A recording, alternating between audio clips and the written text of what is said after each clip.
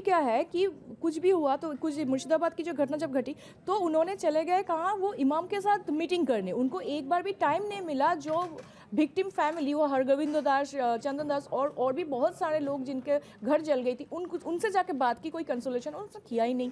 और अभी बोलते हैं कि यहाँ पे बंगाली में कोई मतलब बंगाल में कोई, सीधा सिंपल ये सवाल है, जितनी बड़ी संख्या में हिंदू हैं वो अब तक इतने साल, ममता दीदी लंबे साल से सत्ता में है, रिटेलिएट क्यों नहीं हुआ फिर? क्योंकि वो हिंदुओं के लिए कुछ किया ही नहीं, सिर्फ पैसा देकर उसके मुंह बंद रखते हैं। जैसे कि लक्ष्मी भंडार, कन्याश्री, ये सब देखकर उनको वो किया जाता है। और अगर कुछ प्रॉब्लम में होता है, जैसे कि आरजी कर अगर हम बात करें, तो क्यों लड़कियों के मतलब उनको क्यों मारा गया था? क्योंकि कुछ रैकेट के बारे में शायद कुछ पता चल गया था उसको। तो ये भी आपको एक देखना है एक बात अदिति जी, जैसे बंगाल ना अभी क्या है कि लड़कियों के लिए बिल्कुल अनसेफ बन चुका है, क्योंकि वहाँ पे रेप भी होता है तो कोई पैटर्न फॉलो करके होता है। जैसे कि एक लड़की जा रही है, कोई लड़का देखकर अरे बाप रे कितनी सुंदर है, चलो रेप करता है, ऐसा नहीं होता है। वहाँ पे एक पैटर्न फॉलो किया जाता है। जैसे कि सपोज किसी को कुछ पता चल गया तो उसके हिसाब से रेप होती है कि मतलब, और वो भी रेपिस्ट भी वही होता है कि जिसके ऊपर पॉलिटिकल सपोर्ट होते हैं, क्योंकि प्रशासन नाम की लोगों को समझ आ रहा है अभी तो शायद आने लगा क्योंकि और यहाँ और भी एक बहुत मज़ेदार बात मैं कहना चाहूँगी। बंगाल में वोट मसल्स पावर में होता है, वहाँ पे वोट किया मतलब करवाते हैं लोग, ऐसा नहीं कि वोट होता है आप तो जाके अपना वोट तो कास्ट करके आ गए। फिर ये नहीं है कि वो आपने जो कास्ट किया ज़रूरी नहीं है कि वो काउंट होगा काउंटिंग डे में, क्योंकि वहाँ पे गुंडा रहता है, वो गुंडे पूरे ऑपरेट करते हैं और एडमिनिस्ट्रेशन जो है वो तो पपेट बन चुके हैं। हम तो बांग्लादेश के फ्री एंड फेयर इलेक्शंस आज तक 20 साल और 25 साल में नहीं हुए, उसकी 71 के बाद भी आई थिंक अब तक देखा जाए तो फ्री एंड फेयर इलेक्शन नहीं हुए। ये तो बंगाल के लिए कह रही हैं फ्री एंड फेयर नहीं हुए।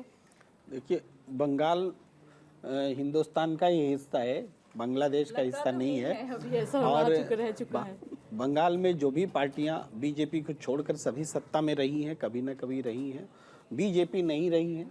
और इसमें बंगाल में आप देखेंगे कि ममता बनर्जी जीत कर आती है, लेकिन ये एक तरफा आरोप है कि वो मुसलमानों के वोट से जीतती है, क्योंकि आंकड़े नहीं बता रहे आप? आंकड़े ही तो बता रहा हूँ मैं, आंकड़े ही बता रहा हूँ कि जिसको 288 में 200 के आसपास सीटें मिल जाए, उससे ज़्यादा सीटें मिल जाए, वो हिंदुओं के वोटों के बगैर तो नहीं मिल सकता ना।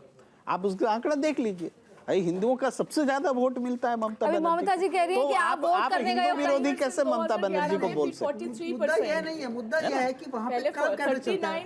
43% और अब शायद अगर एसआईआर के बाद पता नहीं वो कम हो सकता है, पर 39 से 43 हो गया। चलता है, क्लब का पूरा रोल होता है, हर एरिया के अंदर क्लब बने होते हैं। आपको कुछ अगर कंप्लेंट भी दर्ज करनी है, आपके पास पॉलिटिकल पावर है तो ठीक है, नहीं तो आपको क्लब में जाना पड़ेगा। वहाँ का ग्राम पंचायत का सदस्य या क्लब का मेंबर फ़ोन करेगा थाने में, तब वहाँ एफआईआर दर्ज होती है। यहाँ तक कि लाल बाजार पुलिस जो कोलकाता पुलिस है, वहाँ भी, यहाँ भवानीपुर में जो बंगाल पुलिस है उसको छोड़ दीजिए, आपको अगर कोलकाता में भी एफआईआर दर्ज करानी है, लाल बाजार में भी पुलिस रिपोर्ट करानी है, तो उसके लिए आपको पॉलिटिकल एक लेटर चाहिए ही चाहिए। उसके बिना एफआईआर, मतलब इतना प्रेशर है वहाँ पर कि वो क्लब कैडर ही तय करता है कि किसको फंड मिलना है, कौन सी पॉलिसी भारत सरकार की आ रही है, किसको हम देंगे किसको नहीं देंगे।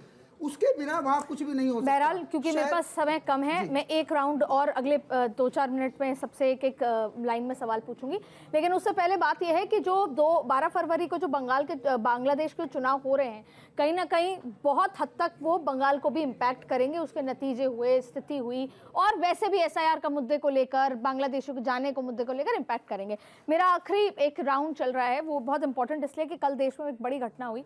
सबसे पहले प्रेम कुमार जी, वो बड़ी घटना यह है कि प्रधानमंत्री इसलिए सदन में स्पीच नहीं दे पाते हैं लोकसभा में कि विपक्षी कोई कुछ प्लानिंग करते हैं। अप्रत्याशित ऐसी स्थिति पैदा होनी थी जिसको चलते लोकसभा स्पीकर कहते हैं कि प्रधानमंत्री को सदन में नहीं आना चाहिए।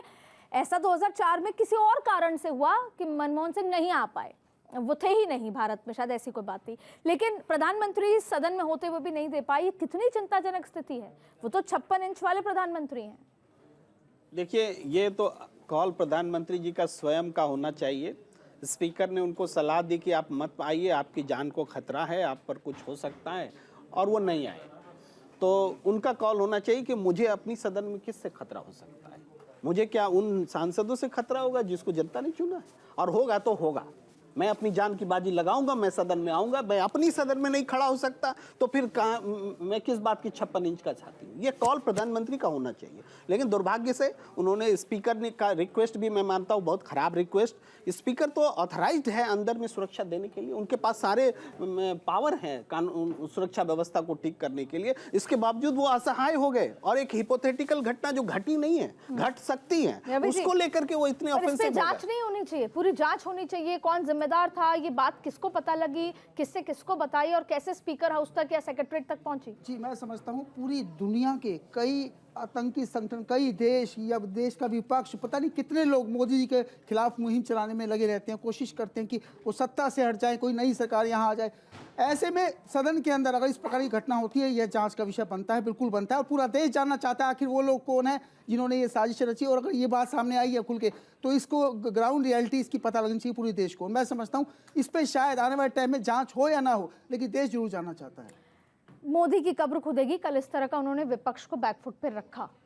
लेकिन सवाल यह है कि क्या एलओपी भी उतना ही एक इम्पॉर्टेंट पद होता है? क्या एलओपी अगर कोई बात रखना चाह रहे हैं और चाइना जैसे मुद्दे पे, तो नहीं रख सकते थे क्या?